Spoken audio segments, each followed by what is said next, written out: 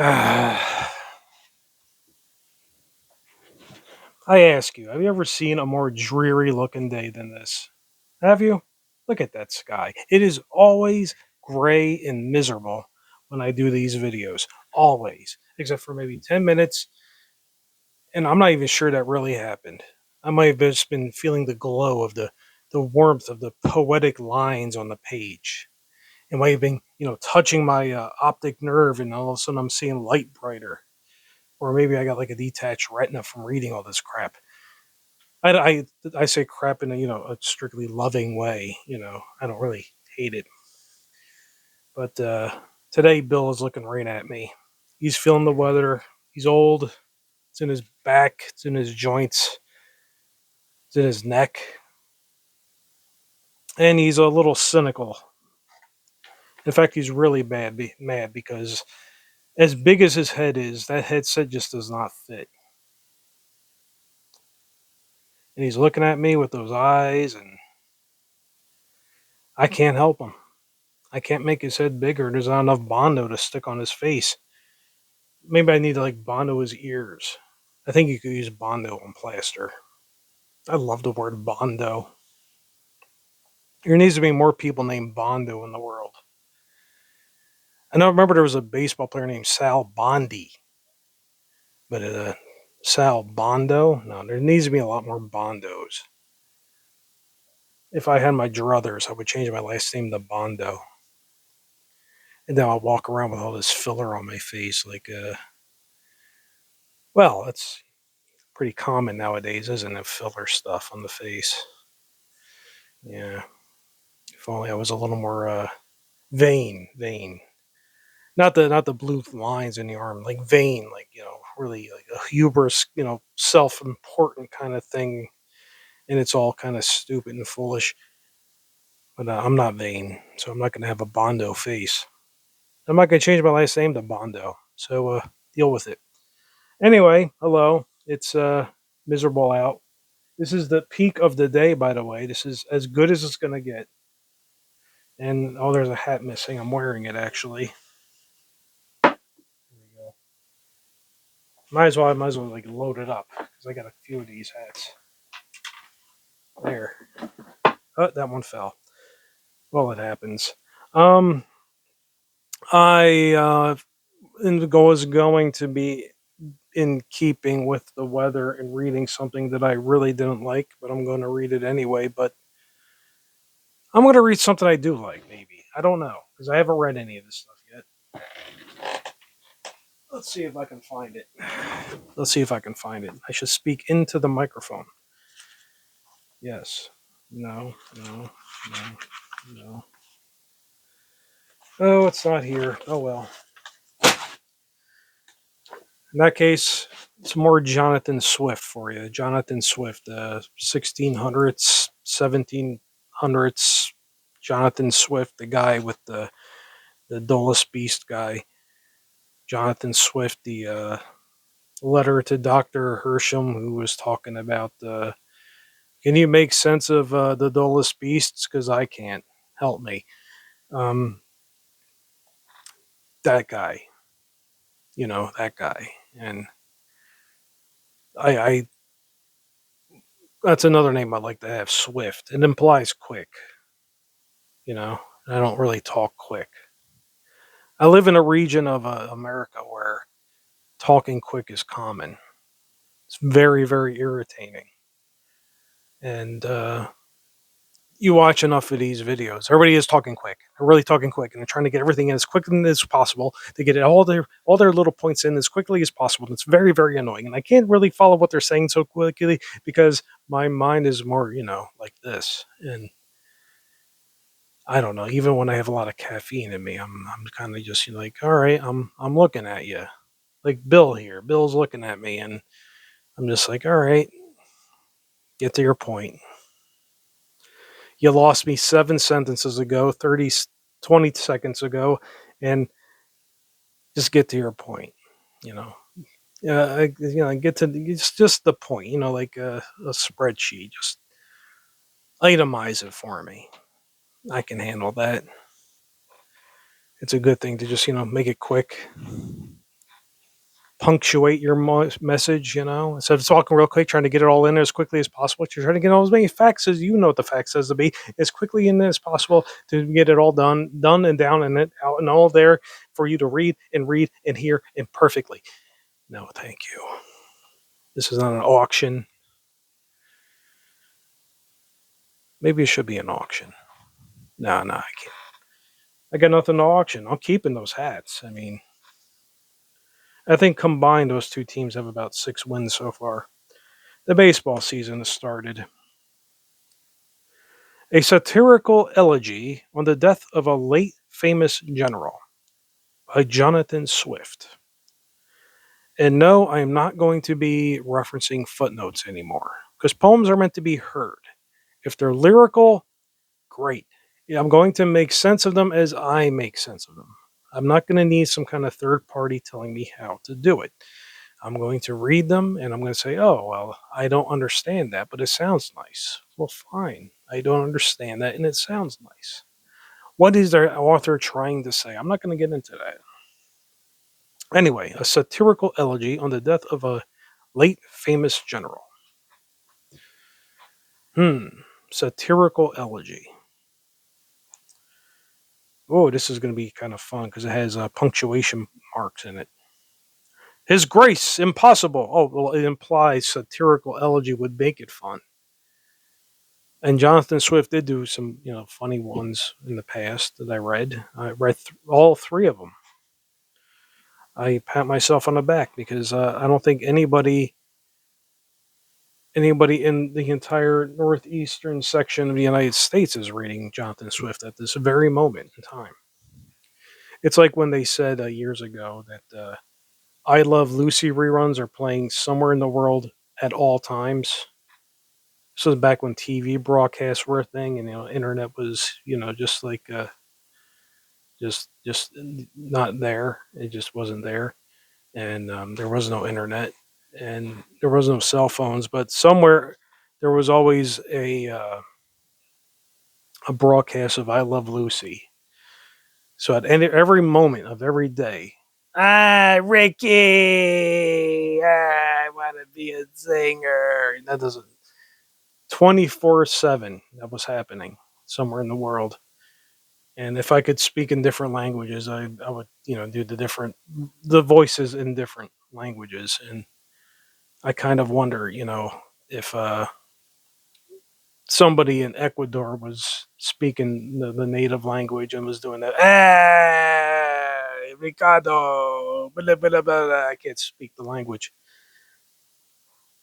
And somebody in Japan, and the same thing over and over again with Lucille Ball. Watch the episodes; you'll know what I'm talking about. They're timeless, truly timeless. I mean, there's a lot of sitcoms that aren't timeless, but that's timeless. It's right up there. It's great. I've grown out of them. I don't watch them anymore. I mean, I don't think I've. I mean, they were always on. I mean, you couldn't avoid them. I mean, and I was always. It was like I think a Nick at Night thing. No, it was on every channel. It seemed like. I think Channel 11 was carrying them for a while, and Baba Lou. That's not a channel. That's the song Ricky or Desi Arnaz sang on the show. He was thumping his hands on the thing and singing Babalu. Good times. Ah, yes. Oh, to have been in the audience to actually watch that. I don't know. Maybe it wouldn't have been as fun as I imagine it.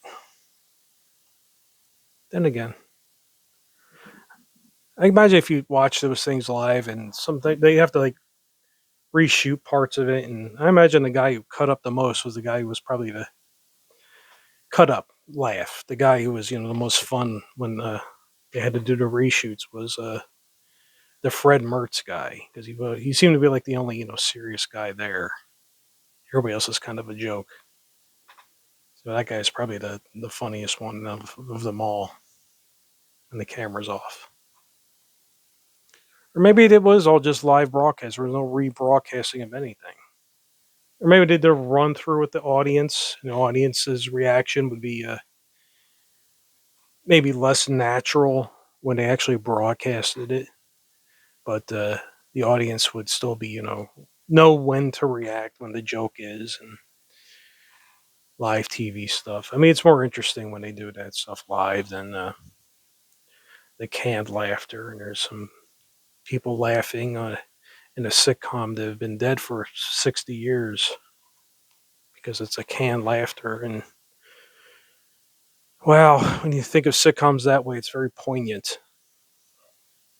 very sad. I think that you're hearing the laughter of people that have lived full lives and they experienced their joys and their miseries and they experienced their final moments in a lonely hospital room and closed their eyes for the last time. And 60 years ago, they were just sitting in some audience, not even an audience, they were just sitting in some sound booth laughing. Just the tiniest possible footnote in a long life lived. And that little laugh in a giant crowd of other laughing is just timeless. It's just dragged out forever.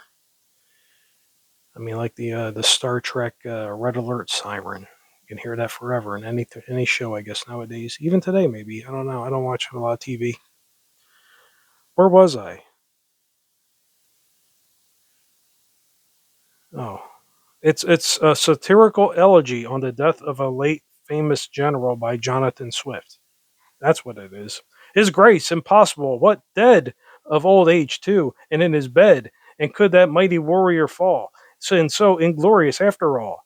Well, since he's gone, no matter how, the last loud trump must wake him now. And trust me, as the noise grows stronger, he'd wish to sleep a little longer. And could he be indeed so old as by the newspapers were told? 60, I think, is pretty high. 'Twas time in conscience he should die. In this world he cumbered long enough. He burnt his candle to the snuff. And that's the reason some folks think he left behind so great a stink. Behold, his funeral appears. Nor widows' sighs, nor orphans' tears won't as such times each heart and pierce attend the progress of this hearse. But what of that? His friends may say he had those honors in his day. Trust to his profit and his pride. He made them weep before he died. Come hither, all ye empty things, ye bubbles raised by breath of kings, who float upon the tide of state. Come hither and behold your fate. Let pride be taught by this rebuke, how very mean a thing's a duke, from all his ill-got honors flung, turned to the dirt from whence he sprung. And the footnote, I am going to just reference the footnote here. And don't mind the cat in the frame. That's he's 19 and a half years old, and he really can't be bothered. Just he's stone deaf at this point, but he's a nice guy. Um, you'd be glad I'm on a microphone because he tends to, because he's deaf, he tends to get a little loud, but I digress. Footnote, this is from public/domain/poetry.com. Highly recommended. Highly recommended site. I love it. I love it. The Duke of Marlborough died 16th of June, 1722. So this is a satirical elegy on the death of a late famous general. Is this what they're talking about, or is this just I mean, everybody from 1722 is dead now, so it's one of these things. Let's see. I can't really find where that footnote is. Yes, it is. It's in the title. So the late famous general is the Duke of Marlborough, who died. Oh, how sad. He died 303 years ago, almost to the day. Well, I mean, a couple months, 9 weeks from now, it's going to be the 303rd anniversary of his death. Who's going to remember me in 303 years? I hope nobody. Just let me go to dust already. I'm going to read it again. And Yeah, why not? His Grace, impossible. What? Dead? It doesn't. I I read that wrong. That's not doesn't end with a question mark when it says what dead. It says what dead? Question exclamation point. Now, the key to getting to musical elements of a poem out is to read it correctly. And that's why I read these things usually twice while I'm doing this, because I don't read it correctly the first time because I've never read them before. Never. I've never read Jonathan Swift in my entire life before I started doing these videos. Never in my life. Never even heard of him. No one taught me Jonathan Swift. Come on. No one taught me Samuel Johnson. You think they're going to teach me Jonathan Swift? Jonathan Swift, 1722. There was no America in 1722. There was no United States. How old was George Washington in 1722? 10? Come on. Get real. No one's going to teach me this. So I never read it before. I'm trying. You got to read it correctly. So I'm going to read it again without a question mark. There are no question marks in this. Yes, there are. There are a few. I see one. No, I see two. There's two question marks in this poem. Two. A lot of exclamation points. So I got to really, channel my inner Patrick Stewart and really get to the meat of the poem by getting the proper pronunciations correct. So I'm going to, because I think Jonathan Swift is British too. So you're to each their own. You got to read a little, throw a little, Anglo-Saxon in there if you can do it. I don't think I can because I'm not Anglo-Saxon at all. His Grace, impossible. What? Dead of old age, too, and in his bed. And could that mighty warrior fall, and so inglorious after all? Well, since he's gone, no matter how, the last loud trump must wake him now. And trust me, as the noise grows stronger, he'd wish to sleep a little longer. And could he be indeed so old, as by the newspapers were told? 60, I think, is pretty high. 'Twas time in conscience he should die. This world's he encumbered long enough. He burnt his candle to the snuff. And that's the reason some folks think he left behind so great a stink. Behold, his funeral appears. Nor widow's sighs, nor orphan's tears won't as such times as each heart to pierce attend the progress of his hearse. And what of that? His friends may say. He had those honors in his day. True to his profit and his pride, he made them weep before he died. Come hither, all ye empty things, ye bubbles raised by breath of kings, who float upon the tide of state. Come hither and behold your fates. Let pride be taught by this rebuke, how very mean a thing's a duke. From all his ill-got honors flung, turn to that dirt from whence he sprung. Ooh, that's a vicious, vicious poem, isn't it? Oh, that's a mean one. Oh, Jonathan Swift does not like the Duke of Marlborough, and he calls that a satire. Imagine saying out all that about someone who died. Oh, man. And he's been dead for only 302 years and almost 303. Oh, to say that. That's mean. I don't like that one at all. I have to throw it. I don't like Jonathan Swift. I wish I had some other ones to read, but I don't know where the heck I put them. I'm not sitting on them today.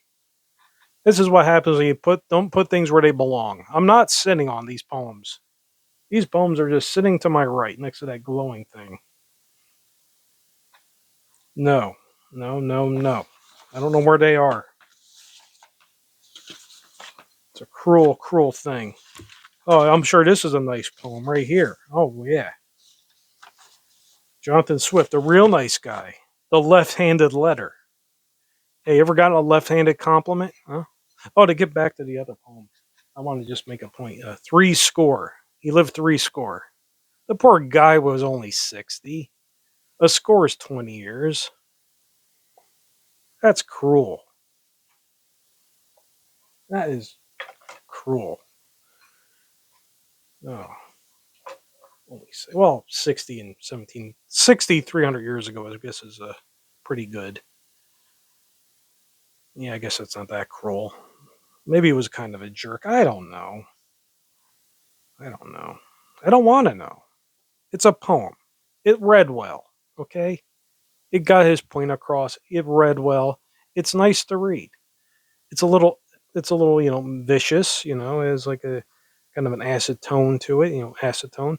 And and that's another word use of the word acid, like a vicious tongue.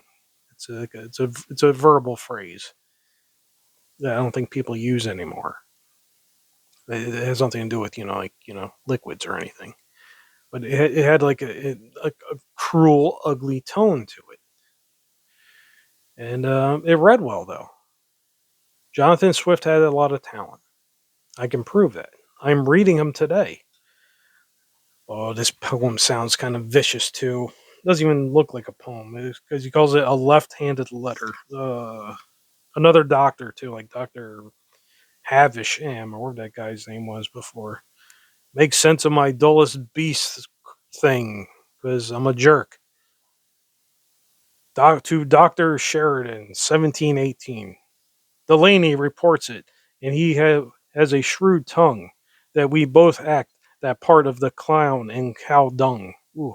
We lie cramming ourselves and are ready to burst, yet still are no wiser than we were at first. Pudet hoc operibira, I freely must yet tell ye, et dici puti, et nun putsis refeli. Don't ask me what any of that means. I don't speak other languages. I made that point clear with the I Love Lucy stuff.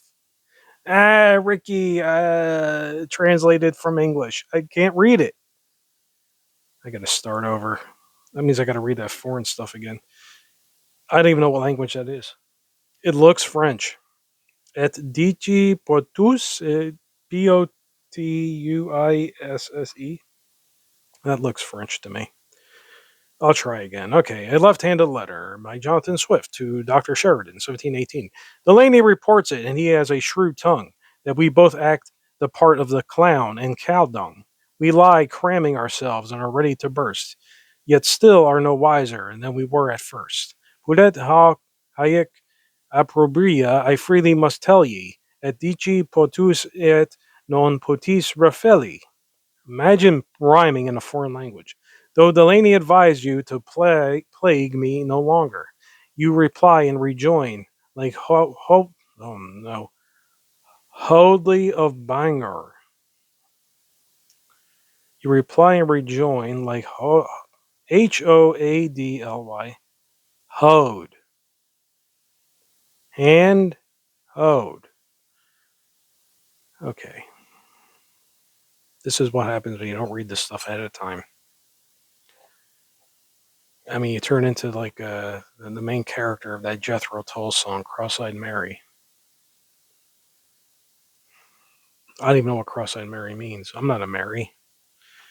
I'll try one more time to start this over. This is the last time I'm starting over. If I pause in between anything, you're just going to have to live with it. I can't handle it anymore. I can't. I'll try, but I can't. A left-handed letter by Jonathan Swift to Dr. Sheridan, 1718. The lady reports it, and he has a shrewd tongue. Read it fast. That we both are act the part of the clown and cow dung. We lie cramming ourselves and are ready to burst, yet still are no wiser than we were at first. Pudet hoc approbia, I freely must tell ye, ec dut potis et non potes refeli. Though Delaney advise you to plague me no longer, you reply and rejoin like Hoadley and Bangor. I must now, in one sitting, pay off my old score. How many to answer? One, two, three, or four? But because there are three fewer, former are long ago past, I shall, for method's sake, begin with the last. You treat me like a boy that knocks down his foe, who o'er to the other gets up, demands the rising blow. Yet I know a young rogue that, thrown flat on the field, would, as he lay under, cry out, Sirrah! Yield. So the French, when our generals soundly did pay them, went triumphant to church, and sang stoutly to Deum. So the famous Tom Lay, when quite run aground, comes off by out laughing the company round. In every vile pamphlet you'll read the same fancies, having thus overthrown all our farther advances. My offers of peace you ill understand. Friend Sheridan, when will you know your own good? 'Twas to teach you in modester language your duty, for you were you a dog, I could not be rude to thee. As a good, quiet soul with no mischief intends, to a quarrelsome fellow cries, let us be friends. Be like Antaeus in Hercules' fight, and oftener you fall, the oftener you right. And I'll use you as he did that overgrown clown. I'll first take you up and then take you down. And 'tis your own case, for you never can wound the worst dunce in your school till he's heaved from the ground. I beg your pardon for using my left hand, but I was in great haste, and the other hand was employed at the same time in writing some letters of business. September 20th, 1718, yesterday. I will send you the rest of when I have leisure. But pray come to dinner with the company you met here last. Okay, it ends without a poem at all. It ends with four lines of oh, excuse me while I disappear kind of dialogue from like a Jimi Hendrix song. Which Jimi Hendrix song was that? Excuse me while I disappear. Bill, can you help me with that? No? You got anything on in those headsets? You can't hear them anyway. Excuse me while I disappear. Jimi Hendrix. Oh, I'm going to have to listen to Jimi Hendrix later then. I don't mind that. Like I don't know what that's a line from. I think it's Purple Haze. Huh. Anyway. Well, that's I can't make heads or tails out of this one at all. It's not really a left-handed letter. A left-handed letter is like a backhanded compliment to me. That's what I imply. That's what is implied to me from left-handed letter. Backhanded compliment. It's like, wow, you look mildly less like crap today. That's a backhanded compliment. Like, okay, I still look like crap. So thank you for saying that. Wow, look at that. You finally arrived on time. That's a backhanded compliment. It's a rude thing to say. It implies that you're always late. Even if it's true, it's still rude to point out like that. Backhanded compliments, oh, look, you put your underpants on inside your pants for a change. That's a backhanded compliment. You just acknowledge that the person's kind of a dunce. They put the underpants on outside. I mean, I never reached that point in life yet, but I imagine it's going to happen at some point. I don't want someone to point that out to me. You can just say, I'm glad to see you. You look good today. Compliment. Gee, you look less like an idiot today. That's a backhanded compliment because you still look like an idiot. That's what I thought this was meant by left-handed letter. No, no, no. Backhanded compliment, left-handed letter. This is nothing like that. So I got the wrong impression of this right from the beginning. So I'm going to read it again. Maybe fast. I'm sorry about having to read this stuff fast, like I'm trying to impart some sort of great hidden knowledge to you. But sometimes reading this fast is the only way to get through it. It's confusing. The language, I've never seen a lot of these words. Hoadly, Hoadly. How many times in your life have you ever said Hoadly? Hoadly of Bangor. Oh, it's a thing. It's a bishop. Thank you, public/domain/poetry.com. I quote my references. That footnote, I'm having to rely on references. Come on, this is the 1700s. I'll try again. Okay. Breathe, nose, mouth. Okay. Did I turn the lights off the car?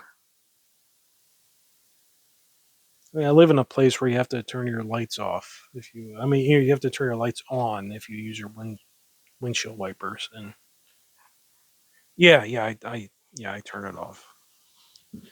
I'm not an idiot. I don't need a backhanded compliment. But I guess any compliment's good. A left-handed letter by Jonathan Swift to Dr. Sheridan, 1718. Delaney reports it, and he has a shrewd tongue, that we both act the part of the clown and cow dung. We lie cramming ourselves and are ready to burst, yet still are no wiser than we were at first.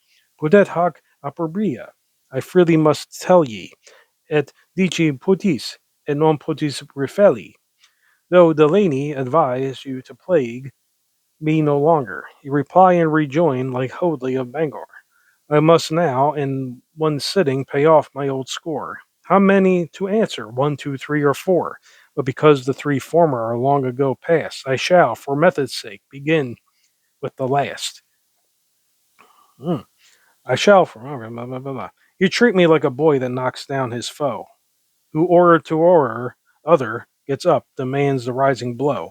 Yet I know a young rogue that, thrown flat on the field, would, as he lay under, cry out, Sirrah, yield! So the French, when our generals soundly did pay them, went triumphant to church and sang stoutly Te Deum. To the famous Tom Leahy, when quite run aground, comes off but by out laughing the company around. In every vile pamphlet you'll read the same fancies, having thus overthrown all other farther advances. My offers of peace you ill understand. Friend Sheridan, will you know your own good? 'Twas to teach you in modester language your duty, for were you a dog, I could not be rude to thee. As good quite as good a good quiet soul who no mischief intends, to be a quarrelsome fellow cries, let us be friends. But we, like Anthias and Hercules, fight. The oftener you fall, and the oftener you write. And I'll use you as he did that overgrown clown. I'll first take you up, and then take you down. And 'tis your own case, for you never can wound the worst dunce in your school till he's heaved from the ground. I beg your pardon for using my left hand, but I was in great haste, and the other hand was employed at the same time in writing some letters of business. September 20th, 1718. I will send you the rest when I have leisure, but pray come to dinner with the company you met here last. So Jonathan Swift was ambidextrous. That was the point of that one. Advice to the Grub-Street verse writers. This is mercifully short, and sometimes it's good to be concise. And yes, I haven't read any of this, so I hope it is concise as well as short. Ye poets ragged and forlorn, down from your garret's haste, you rhymers dead as soon as born, yet not yet consigned to paste. I know a trick to make you thrive. Oh, 'tis a quaint device. Your stillborn poems still shall revive, and scorn to wrap up spice. Get all your verses printed fair, then let them well be dried, and curl. I must have a special care to leave the margin wide. Lend these to paper sparing Pope, and when he sets to write, no letter with an envelope could give more delight. When Pope has filled the margins round, why then recall your loan, sell them to Curl for £50, and swear they are your own. Ooh, that's a nice one. Excuse me while I get up and get a sip of water.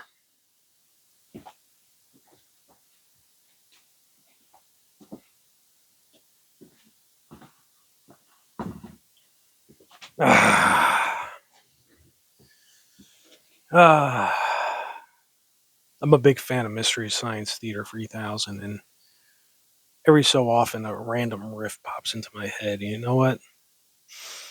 The water is really good today. Hmm. Ah, that water is really good. Ah, that's really, really good. It's not good every day, trust me.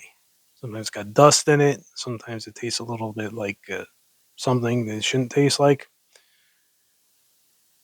Um, I used to live in a place that had well water, and the well water had this I know it wasn't really it was like a well. It was like an underground well, and it had like a pump and electronic pump, and it had to be the electronic pump was required heating oil, I think, to run it. I might be wrong. Um, but the water had this strange kind of like mineral taste to it, as you might imagine, since it was underground. And when it didn't have that, it had this is the tap water I'm talking about. And when it didn't have that, it had like a salty taste because it needed softener. Because if it didn't have like softener, like these sugar, not sugar, salt, salt rocks in it, and it would be like a water softener. You would end up with hard water. And that sounds ridiculous, but it's true. Because if you take a bath, try to take a shower in like hard water, it doesn't really wash off. It's just strange. Water needs to be softer. I can't make sense of any of that. But the tap water tasted terrible, really bad, and that's when the water is not very good that day. If you drink, tap water from that source, trust me. So I read Advice to the Grub-Street Verse Writers by Jonathan Swift, and I'm going to read it again. Advice to the Grub-Street Verse Writers by Jonathan Swift. Ye poets ragged and forlorn, down from your garrets haste, you rhymers dead as soon as born, not yet consigned to paste. I know a trick to make you thrive. Oh, 'tis a quaint device. Your stillborn poems still shall revive, and scorn to wrap up spice. Get all your verses printed fair, then let them well be dried, and curl must have a special care to leave the margin wide.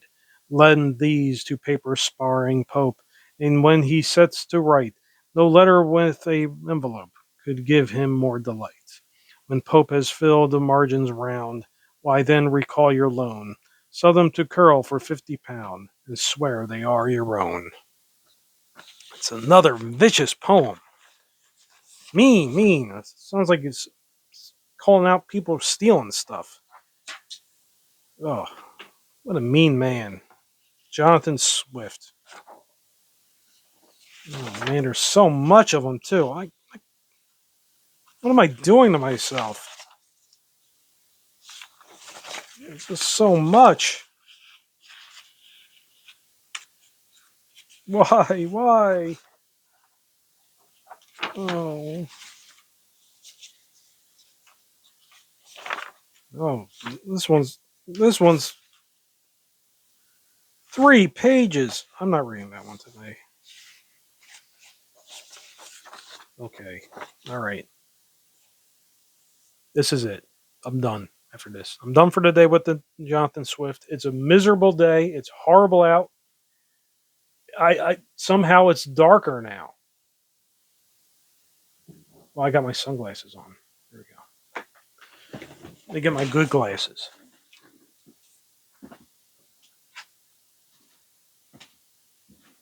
There we go. There we go. It's still dark out.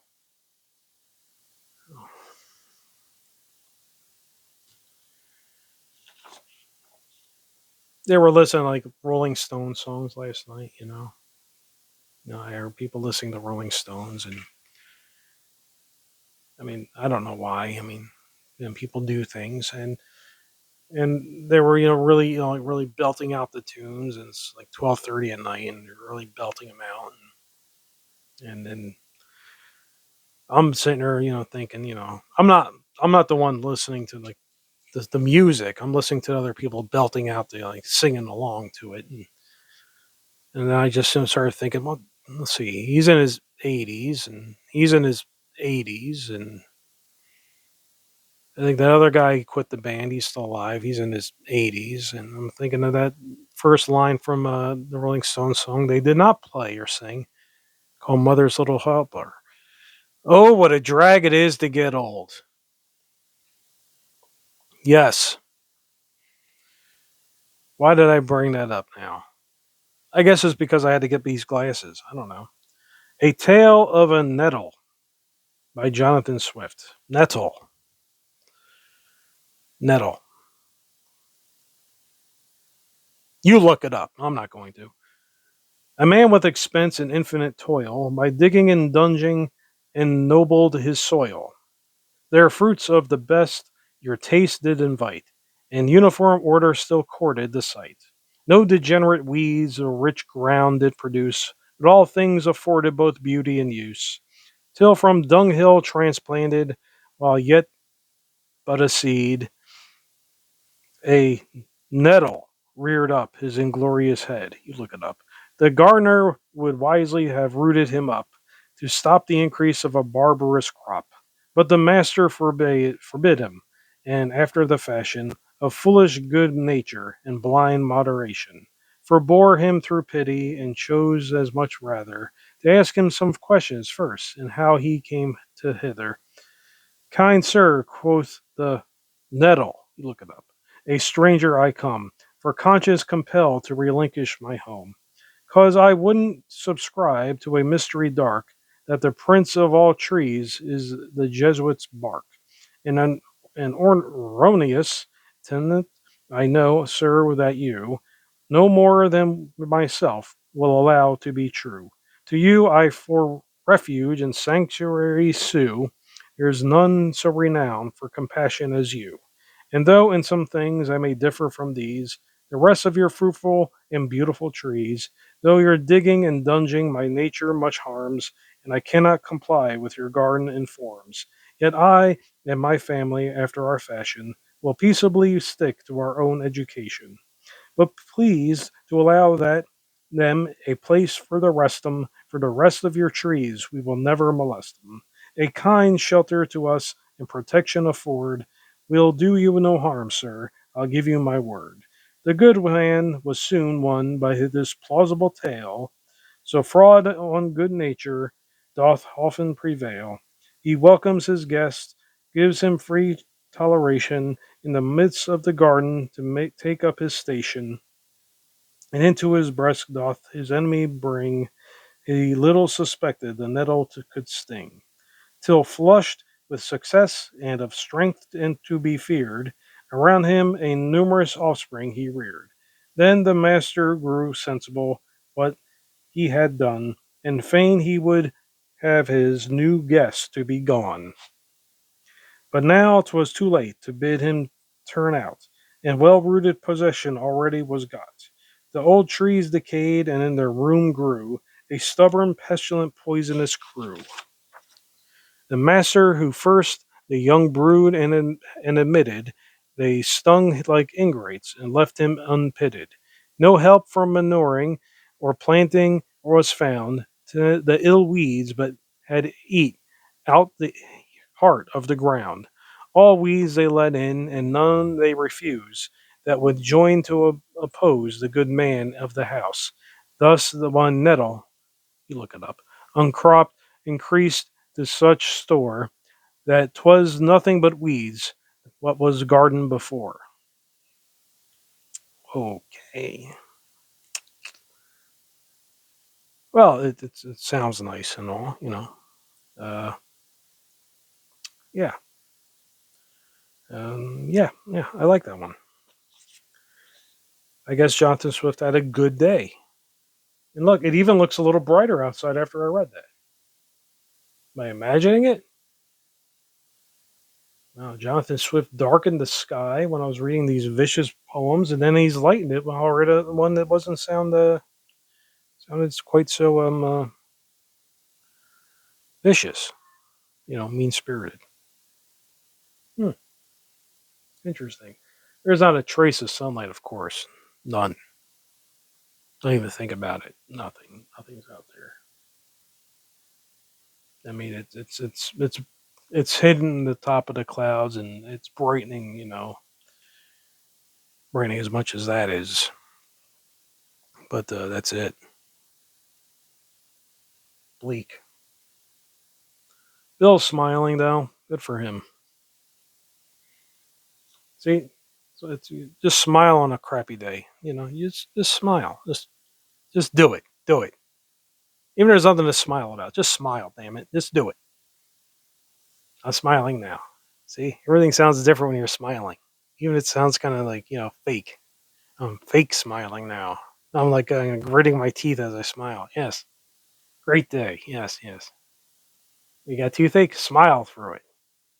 It's good for you. A Tale of a Nettle. You look it up. By Jonathan Swift. A man with expense and infinite toil, by digging and dunging, ennobled his soil. See, everything sounds different when you smile. They're fruits of the best your taste did invite. In uniform order, still courted the sight. No degenerate weeds the rich ground did produce, but all things afforded both beauty and use. Till from dunghill transplanted while yet but at sea, a nettle, you look it up, reared up his inglorious head.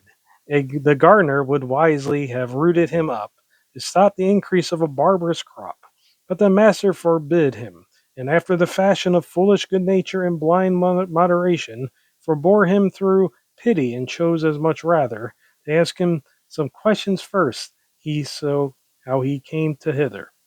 Kind sir, quoth the nettle, a stranger I come, for conscience compelled to relinquish my home, because I wouldn't subscribe to a mystery dark, that the prince of all trees is a Jesuit's bark. An erroneous tenet, I know, sir, that you, no more than myself, will allow to be true. To you I for refuge and sanctuary sue. There is none so renowned for compassion as you. And though in some things I may differ from these, the rest of your fruitful and beautiful trees, though your digging and dunging my nature much harms, and I cannot comply with your garden and forms, yet I and my family, after our fashion, will peaceably stick to our own education, but be pleased to allow them a place to rest them. For the rest of your trees we will never molest them. A kind shelter to us and protection afford will do you no harm, sir. I'll give you my word. And the good man was soon won by this plausible tale. So fraud on good nature doth often prevail. He welcomes his guest, gives him free toleration in the midst of the garden to take up his station. And into his breast doth his enemy bring. He said little suspected the nettle could sting. Till flushed with success and of strength to be feared, around him a numerous offspring he reared. Then the master grew sensible what he had done, and fain he would have his new guest be gone. But now 'twas too late to bid him turn out, and well-rooted possession already was got. The old trees decayed, and in the room grew a stubborn, pestilent, poisonous crew, poisonous crew. The master who first the young brood had admitted, they stung like ingrates and left him unpitted. No help from manuring or planting was found. The ill weeds had eat out the heart of the ground. All weeds they let in, and none they refuse, that would join to oppose the good man of the house. Thus one nettle uncropped increased to such store that 'twas nothing but weeds, but was garden before. Yes, a gardening poem. Now that is something to behold. And nothing says gardening like what you're looking at right now. The only thing green in sight are those hats. Everything's tan and wet and gray. Nothing green. I mean, just some trees out in the distance, but they're like, decorative. Nobody planted them in years. They don't grow very much. Ugh, what a dreary place. Oh well. I think I'm done with the Jonathan Swift for now. My back hurts. What a drag it is to get old. You start feeling your pains. The dampness gets into your bones, and you got love handles, and nobody loves love handles. Not even people who has them. They just pretend to like them. It's cruel.